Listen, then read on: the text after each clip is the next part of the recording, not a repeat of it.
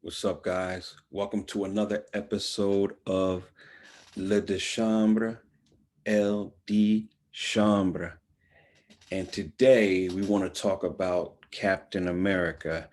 So the title of this episode will be The Wars of the First Avengers, or The War of the First Avenger. Sorry, The War of the First Avenger, Part 1. And on this channel, what we like to do is talk about movies and shows and pull out some biblical elements that we see within the storyline. So don't forget to subscribe if you like, give a thumbs up, the whole nine. But let's begin. Let's get into this. Steve Rogers, Captain Stephen Grant Rogers, is a World War II veteran, a founding member of the Avengers, and Earth's first known superhero after receiving the super soldier serum from Project Rebirth. Now, just to give you some background, a little bit of background. The super soldier serum is a chemical solution originally created and developed by Abraham Erskine. I think I'm saying it right. Dr. Abraham Erskine.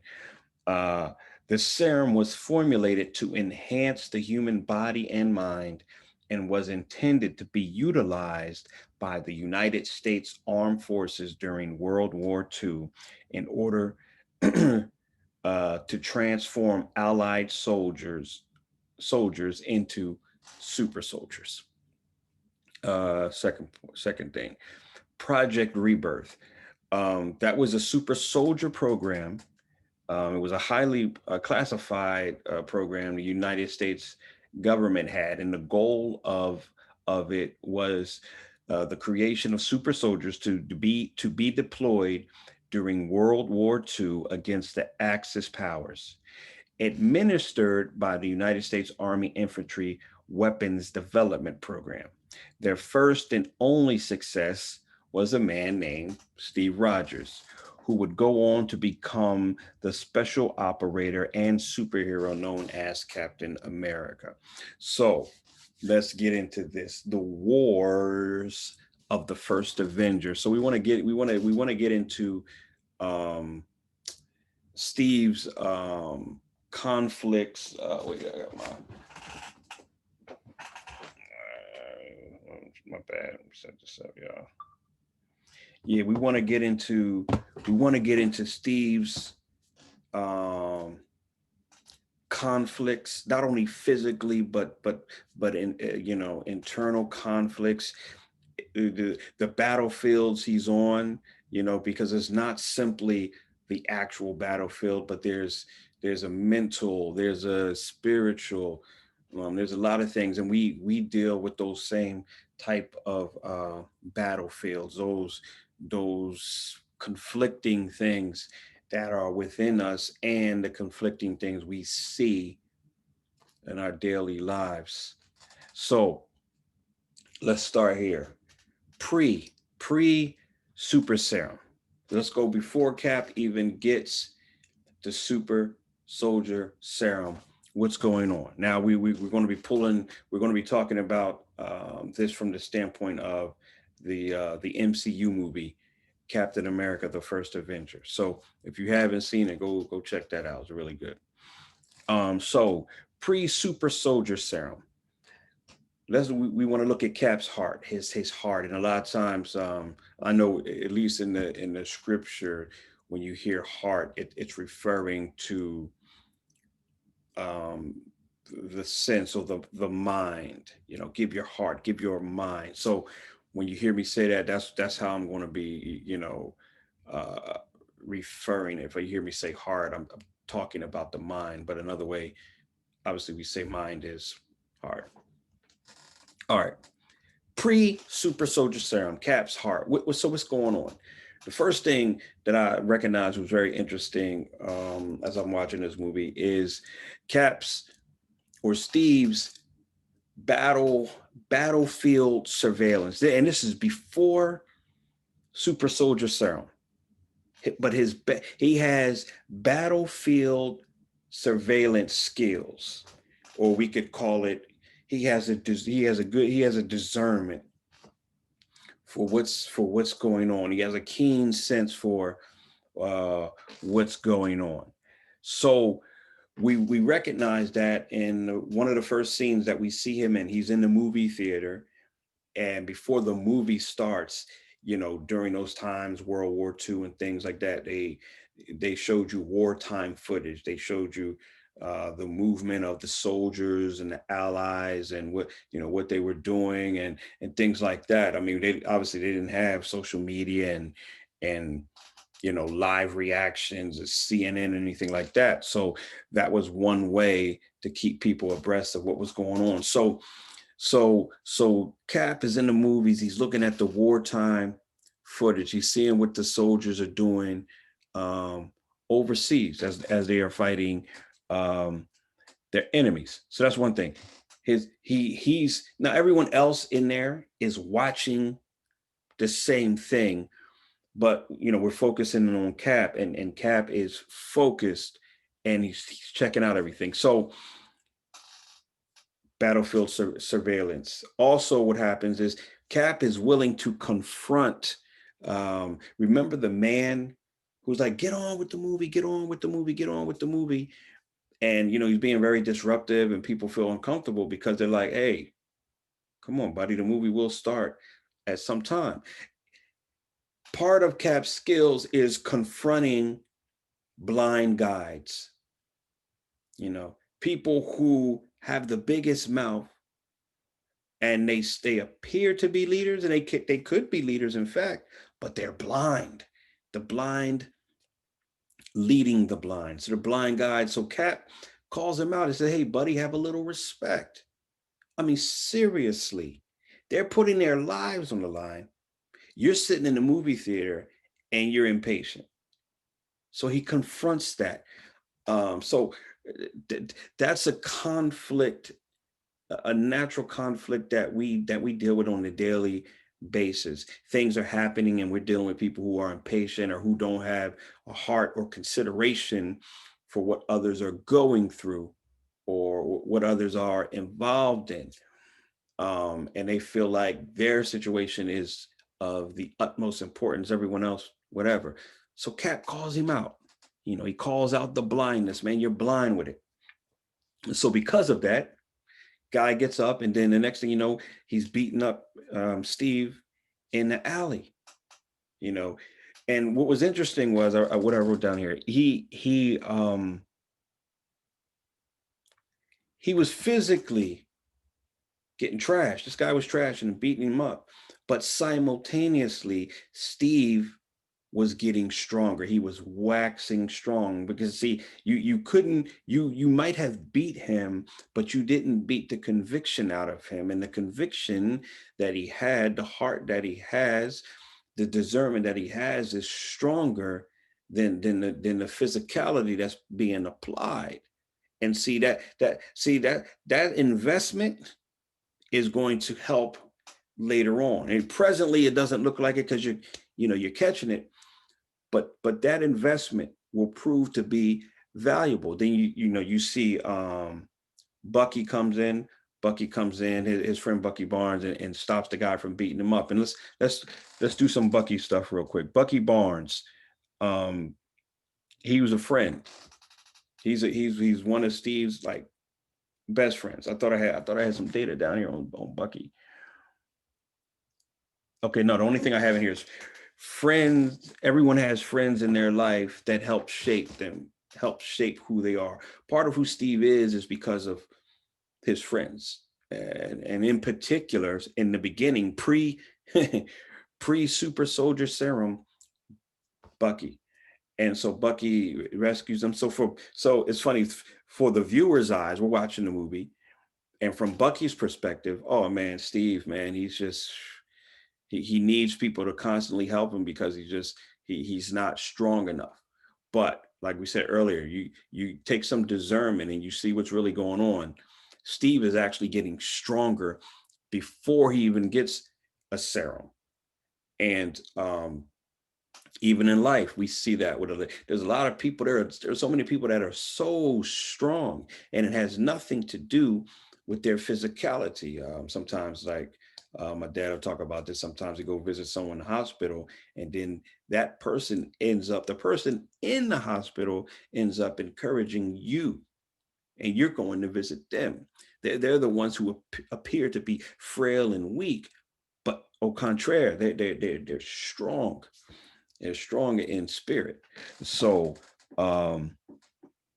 we got that going on. So Cap's heart has his discernment game up. He's peeping things, he's surveilling things. He already has like this battlefield sense of what he needs to do and what he needs to say. So in a sense, he's sticking up for the people in the theater, and he's willing to take a pounding because he believes at the end of the day his convictions and what he believes will win out. So he recognizes, let me start here. He recognizes the world is in trouble. Like I said earlier, everybody does. Anybody who's in a movie watching or was in the theater during that time, yeah, the world's in trouble. So I guess the big question is, what's the difference? What's the difference between Steve Rogers and everyone else that was in the theater? Steve's not comfortable with his current purpose. He's not comfortable. Some people in there might have felt comfortable because they're like, listen, we're donating towards the war effort, but he's not comfortable in his current purpose. He feels like he's being sidelined. You could just see it in him. He's fidgety.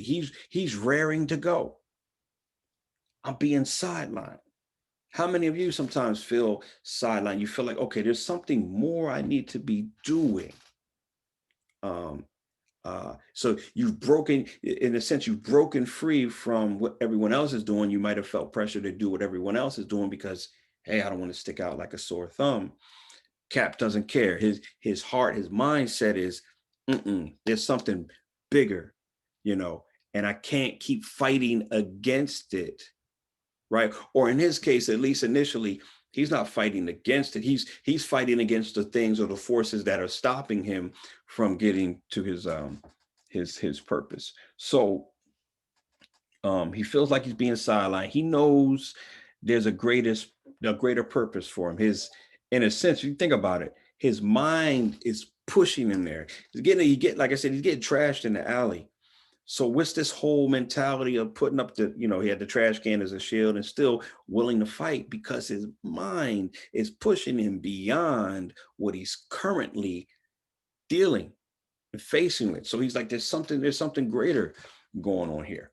So like I said, that's one thing. His battlefield surveillance. Another thing that's interesting is his I called it his authority recognition. Um,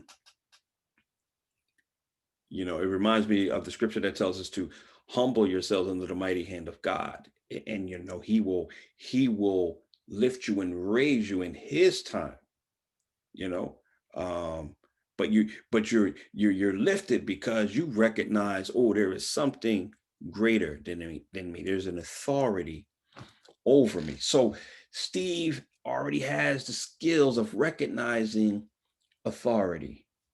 And in this sense, or in the context of the movie, the military joining the army is that authority. It is the ultimate answer to address the problem that Steve has as he's watching the war footage, as he's wrestling with his purpose. He finds the answer, or he believes the answer is the military. So the military is representative of even in our life now, for those who worship or believe in God, or they worship some type of God. They believe, that is the authority I need over my life to help me address and help me deal with the conflicts and the things that I'm dealing with. So Steve looks at the military. The military is the ultimate answer. And one thing's interesting. Steve, he enlists countless times, rejected. He goes to other towns, other cities, under using different names. So countless cities, countless enlistments because he's trying to get there. And that's it's bringing up some, for those familiar with the scripture, some Jacob elements. In the scripture, Jacob is known as a trickster. He's slick, but also in Genesis 32, we find him wrestling with the angel, or with the angel of the Lord, or with God. Some people believe he's wrestling with God, right? So what's interesting is, in that passage in Genesis, the angel changes his name from Jacob to Israel, and Israel means strive with God, right? Listen, man, you recognize something. So you're asking me to bless you. You recognize some type of authority I have, and you know I am the only way for you to achieve that. So you're striving towards me. So shifting that back to um, Steve's situation, he's striving with the military. He sees the military as the ultimate answer, and he's going to keep pursuing until they accept him. He's going to, by any means, he's going to get in and serve. He's like, I know my purpose, and I have to get there. Another interesting note: he knows where he's supposed to fight. He knows where. He's like, I'm supposed to be on the battlefield. I know other people are serving and fighting in this capacity, but my capacity is supposed to be where the front line is, right? That's where my capacity is supposed to be. I think interesting note right now, just thinking of the current situation we're in, if you're watching this video now in 2020, with COVID-19, we recognize the sacrifices that a lot of people in the medical field, frontline workers, are making. Those who have to, who have a greater risk of getting COVID because of their job and what they have to deal with, while others are not in that same position, but they're still called to fight. And one way they fight is, make sure you practice social distancing, make sure you wear a mask. So that's like your civil duty. So everybody has a place and a position to fight COVID, right? That, you're fighting this thing. So that's interesting. So that's what we see with Steve, because Bucky, his friend Bucky Barnes, is like, listen, Steve, man, you don't have to be on the front line. You can go work in the factory, collect. He's like, no, no, no, no, no. These guys are putting their lives on the line. That's the minimum I need to do. I can't sit here. That's not what I'm called. I am called to be on the field. I'm not called to be in a factory. Now, some other people might be called to be in a factory. Some people might be called to get with the war bonds and all that. I'm not called to that. I'm called to be on the field. And Bucky challenges them and says, basically, to paraphrase, you know, you want attention, this or that. So Cap says, or Steve says, this isn't about me. And if we are to believe that quote, if we're to believe that sentence, that's what makes his pursuit genuine. That's what makes his heart pure in terms of pursuing and striving to the military. So even if as a believer, you follow God, what makes your heart pure, not you, but the intention to what you're striving towards. Because like I said, you're recognizing something that's over you that can actually give you what you don't have. So your intentions are pure. So that's where we find our Dr. Erskine. And Erskine hears them in the hallway talking about that. When Cap says that, I gotta put my body on the line like everybody else. So Dr. Erskine sees something. Checking my time. Dr. Erskine sees something in him, and he's pushed and persuaded to be like, I need to check this guy out. And speaking of him, Dr. Abraham, like I said, Abraham Erskine, he has some uh, Samuel or the prophet Samuel elements going on with him.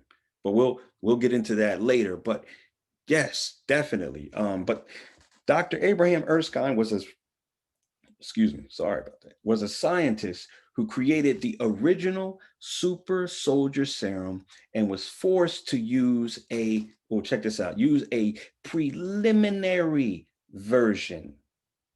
Now, this preliminary version, right, is reminding me of, in the scripture, the people wanted a king.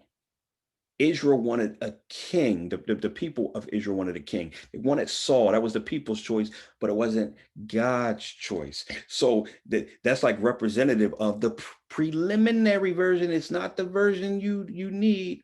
So we're going to get to that later.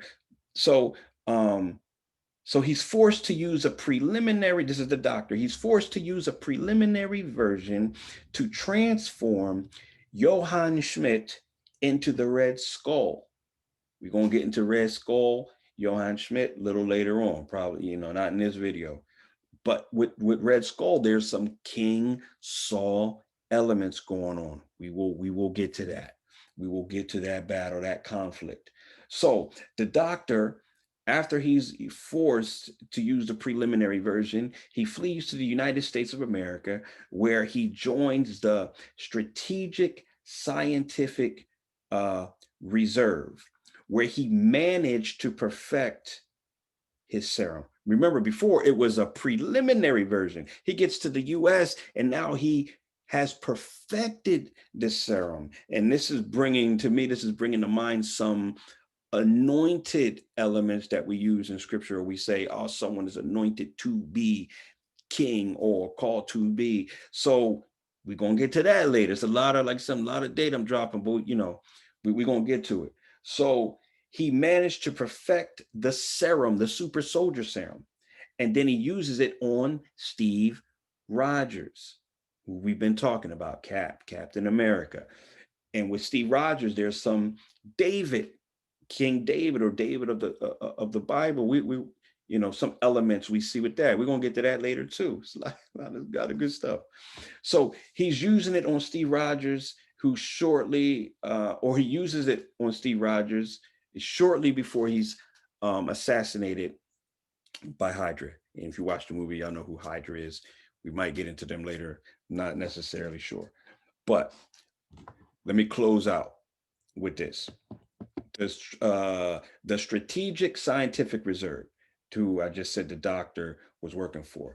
So the Strategic Scientific Reserve, or SSR, was a top secret Allied war agency during World War II. It was formed in 1940 by US President Franklin D. Roosevelt to battle Hydra. We just talked about Hydra, the Nazi Special Weapons Division.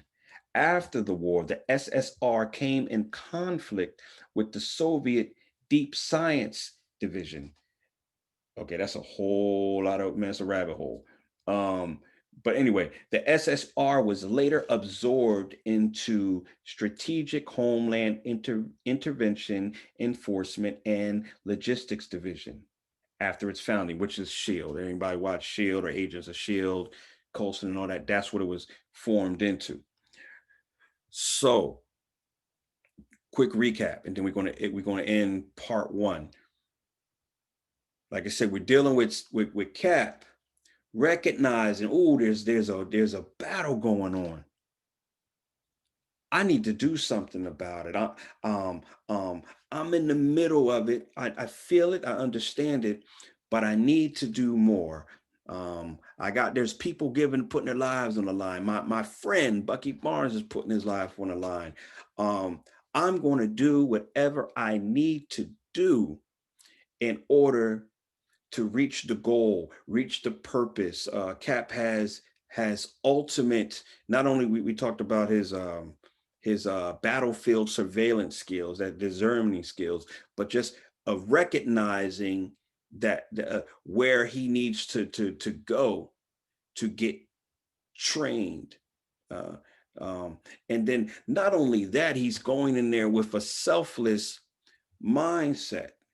like I said, at least in terms of the character and what we hear in the movie, there's nothing about him that says I'm doing this for some type of fame. So he recognizes the conflict, and he recognizes he needs to get on the battlefield, and he also recognizes it's important that he is positioned well. It is not good enough for him just to to uh, be supportive in the war effort. He needs to know where he needs to be supportive.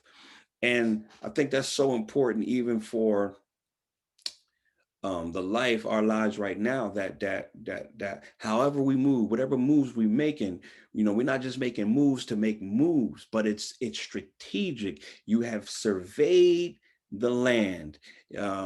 You see some of the conflict you have to deal with, but you're also hopeful because the thing you're striving for is greater than you, and you know that once you're in, it's going to help facilitate and help push you to continue in your goal, as we deal with these battles in life, right? you know from the greatest to the smallest, we're dealing with man, we're dealing with things. Like I said, we're dealing with COVID, we're dealing with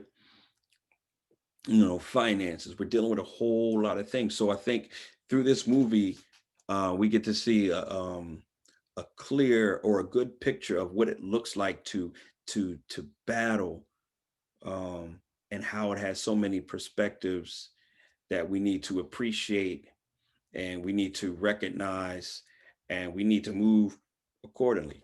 So hopefully you enjoyed part one. We coming back for some more. Like I said, if you like this content, subscribe, give a thumbs up. If you have any comments, ideas, um, lay it down. Let me hear from you.